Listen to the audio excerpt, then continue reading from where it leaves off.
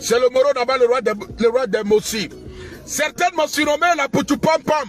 D'autres m'ont appelé le Bouffongiri. Mais je demeure toujours l'homme qui dit toujours tout. Celui qui met sa bouche dans tout, mais jamais de la politique.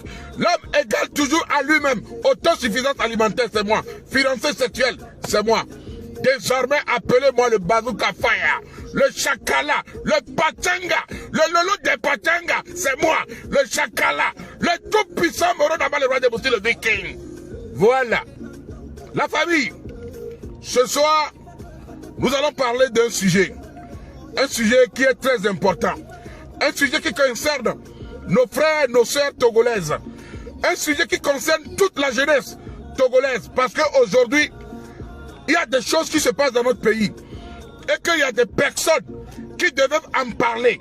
Les journaux, les télévisions, qui sont censés nous défendre. Qui sont censés être le porte-parole de la nation, ne le font pas. Nous avons des chaînes de télé, la TVT, Radio d'État Santé. Toutes ces chaînes sont censées défendre la nation. Parce que c'est eux qui portent la voix du peuple. Mais aujourd'hui, nous constatons que malheureusement, toutes ces personnes ou ces chaînes radio-télévision se sont rangées du côté de ceux qui ne devaient pas aider. La famille, depuis que je suis tout petit, depuis bébé, depuis mon enfance, nous avons toujours entendu parler de la société Amina. Cette société qui se trouve à Bé ou à Bekota, un truc genre comme ça. Tous les Togolais connaissent réellement ce qui se passe dans cette société depuis que nous étions bébés. Mais aujourd'hui, Dieu, où le monde a changé, le monde nous a donné l'opportunité d'avoir des internets. Le monde nous a donné des réseaux sociaux dans le but de parler, de s'exprimer, de dénoncer ce qui ne va pas. Cette société a toujours malmené nos sœurs. La société Amina a toujours malmené nos mamans, nos tantes, nos sœurs, nos filles, nos femmes. Depuis des années. Mais là, je pense que toute la jeunesse togolaise doit se mobiliser d'une seule mère, une main de fer, dans le but de lutter contre cela. Nous sommes des enfants d'un seul pays. Nous sommes les enfants du Togo. Nous représentons le Togo. Et nos enfants représenteront aussi ce petit Togo.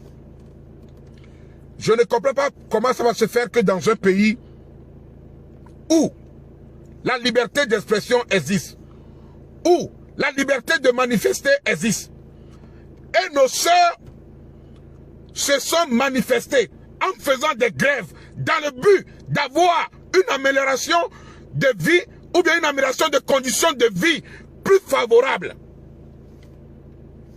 Nos sœurs ont manifesté pour avoir des meilleurs salaires, pour avoir de meilleures conditions de travail, pour avoir plein de trucs qui vont aller dans leur bon sens.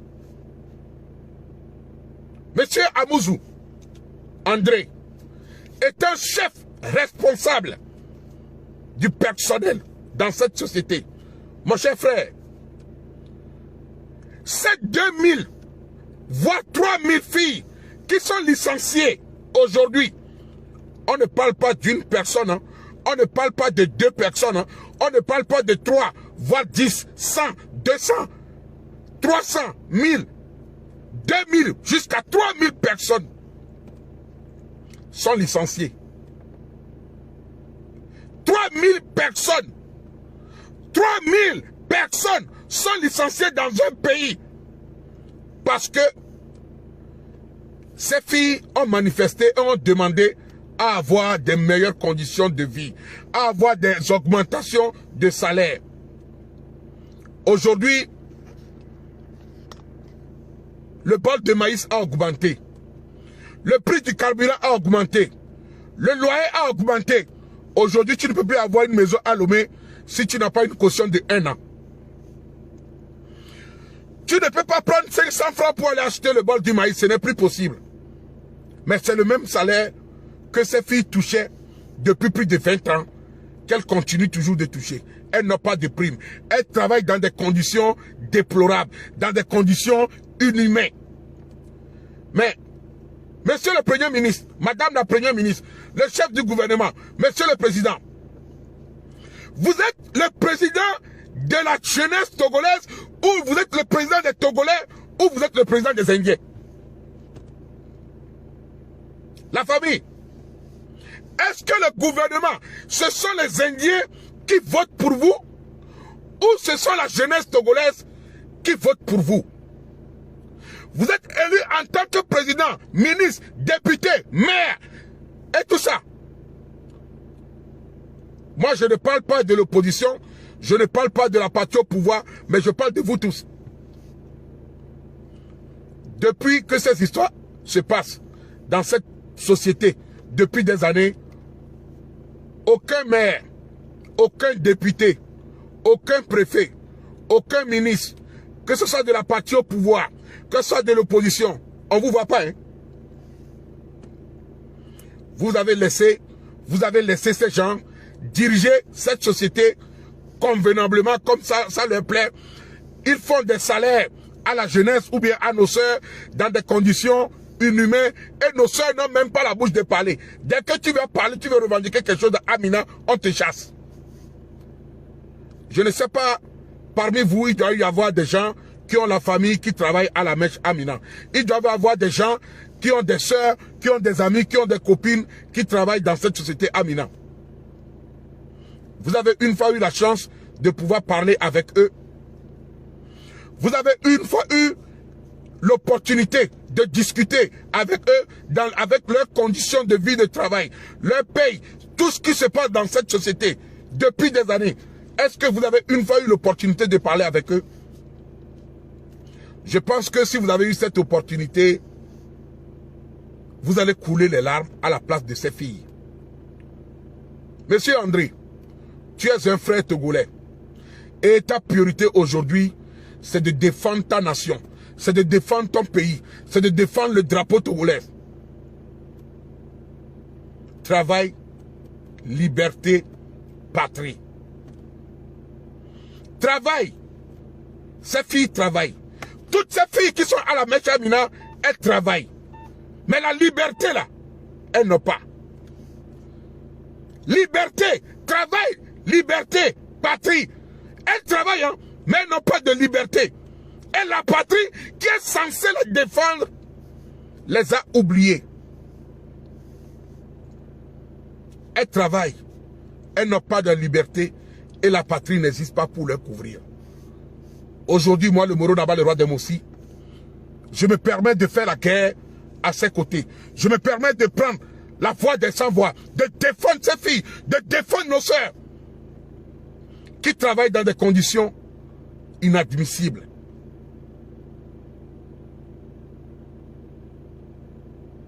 Ces filles travaillent des heures et des heures pour avoir des salaires minables. Elles travaillent à la sueur de leur front dans des conditions inadmissibles. Il pleut, il y a du vent, dans la nuit, elles sont là. Mais elles ne sont pas récompensées au prix de leurs efforts. Elles ne sont pas payées au prix de ce qu'elles donnent. Et depuis, je vois nos blogueurs, nos influenceurs, au lieu de sortir et dénoncer ce genre de situation, vous êtes là à vous chamailler, à dénigrer, à tenir des propos diffamatoires, à aller dans des sujets qui ne sont pas importants.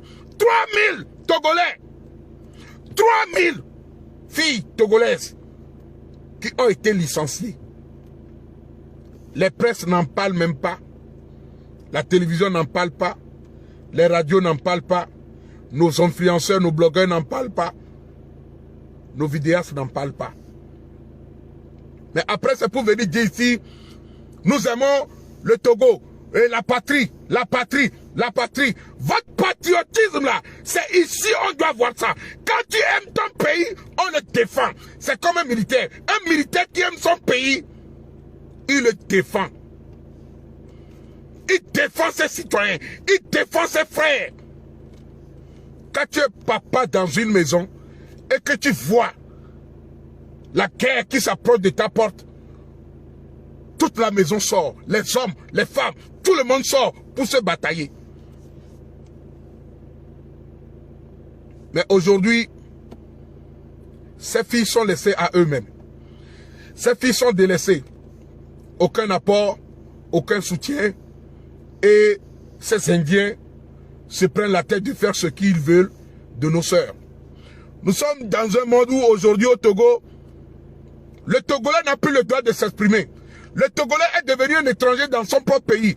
Le Togolais a peur de l'étranger. C'est l'étranger qui donne des lois. C'est lui qui dicte des lois à un Togolais dans son propre pays. La famille. Le Togo est un pays hospitalier. Le Togo, nous aimons bien les étrangers. Nous ne sommes pas des xénophobes. Que toi qui mets la tête de mort, que Dieu maudisse ta famille, parce que envoyer des énergumènes comme ça, c'est des gens qui n'aiment pas le pays.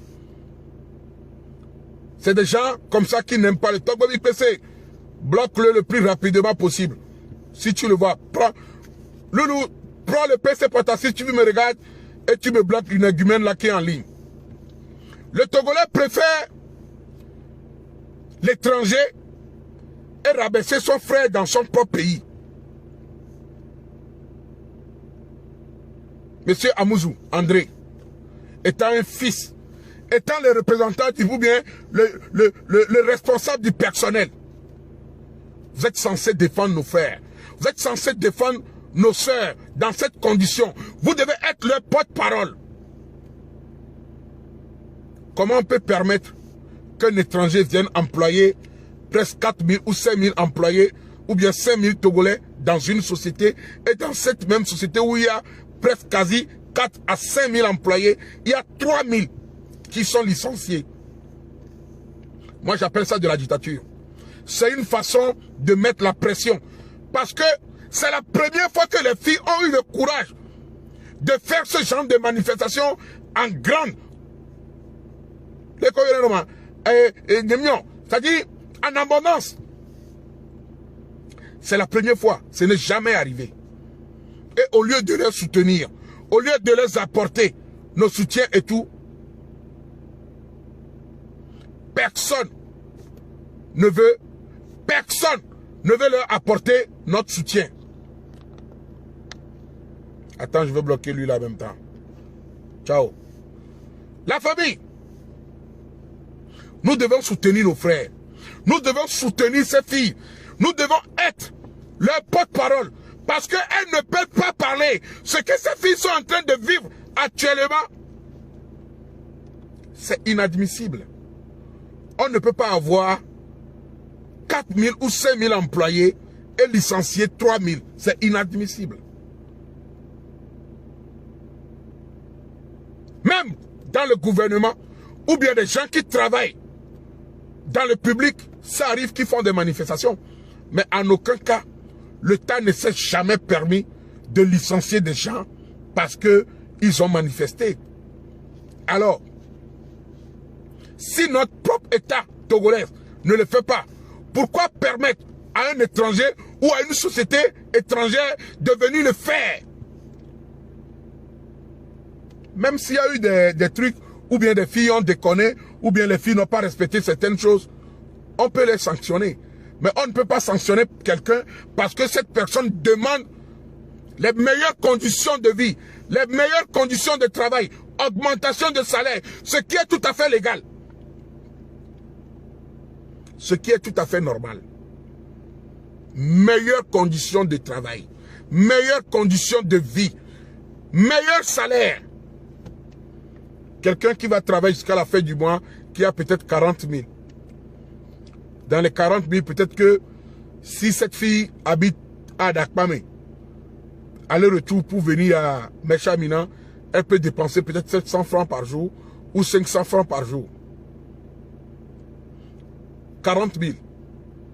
Elle dépense peut-être 500 ou 700 par jour. Elle mange combien? Peut-être 300 francs. Donc, bizarrement, ça fait presque 1000 francs. Minimum. Minimum, hein, 1000 francs qu'elle dépense dans sa nourriture et déplacement par jour. Si elle travaille peut-être 20 jours, ou elle travaille les 30 jours, ou bien disons les week-ends à part, elle fait 25 jours, ça fait déjà les 25 000 qui sont partis dans le manger et le déplacement. Elle va payer son loyer. Elle n'a pas d'assurance maladie. Elle n'a rien. Les heures supplémentaires, zéro. Elle n'a rien. Pas de chèque repas, pas de déplacement payé, rien. Quand est-ce que cette fille aussi peut réussir sa vie? Elle est obligée d'aller faire busy à Cotonou. Voilà. Si les filles deviennent fous ou folles à Lomé, c'est ce genre de comportement. Les conditions de vie, les salaires, ce qu'on donne à nos sœurs.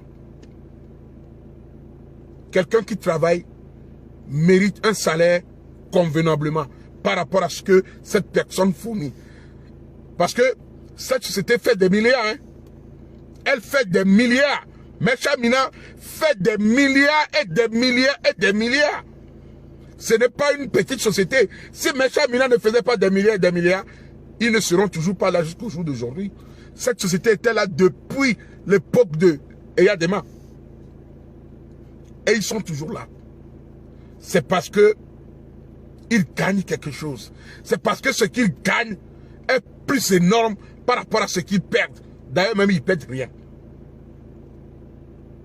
Sinon, comment une société qui perd quelque chose va vouloir accepter de fermer son usine et licencier 3000 personnes sur 4000. 3000 personnes sur 4000. Il reste 1000 personnes. Ils préfèrent fermer l'usine. Une façon de mettre la pression sur les filles. Une façon de dictature. Une façon de dire, oui, on n'a pas besoin de vous. On peut vous chasser quand nous voulons.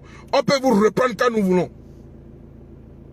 Je demande à nos autorités de se réveiller. Vous devez être aux côtés du peuple. Parce que c'est grâce au peuple que vous êtes là. Sans nous, vous ne serez pas là. Sans vous, nous aussi, nous ne serons pas là. Mais vous, vous avez plus de nous. Vous avez plus besoin du peuple que le peuple a besoin de vous. S'il n'y a pas de Togolais, s'il n'y a pas de Togolais, vous n'allez pas diriger un pays vide. Le ministre qui s'occupe des fonctions publiques, ministre qui s'occupe des travail et tout ça là, vous devez vous réveiller. Affaires sociaux, économie. Ça, c'est un cas qui est très dangereux. Depuis des années, ce problème existe. Ce problème de Mèche Amina et les femmes togolaises existe depuis tout bébé.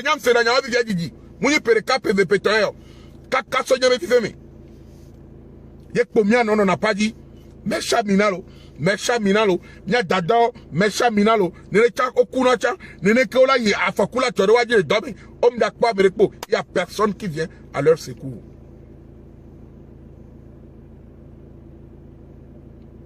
Je demande humblement à nos autorités de faire quelque chose, d'intervenir en faveur de ces filles, de faire des gestes en faveur de ces filles, parce que ces filles ont besoin de vous. Elles ont besoin du soutien du gouvernement afin de résoudre ce problème. En aucun cas, on ne peut pas permettre à des étrangers de licencier des gens comme ça. Ça s'appelle de licenciement abusif. Pour moi, c'est de licenciement abusif. Monsieur le procureur, au lieu de prendre votre temps pour régler des histoires de Facebook, je pense que prenez-le en partie civile et intervenez en faveur de ces filles. Parce que vous êtes l'État, vous représentez la loi. Ces filles ont besoin de soutien. Elles ont besoin de soutien. Elles ont besoin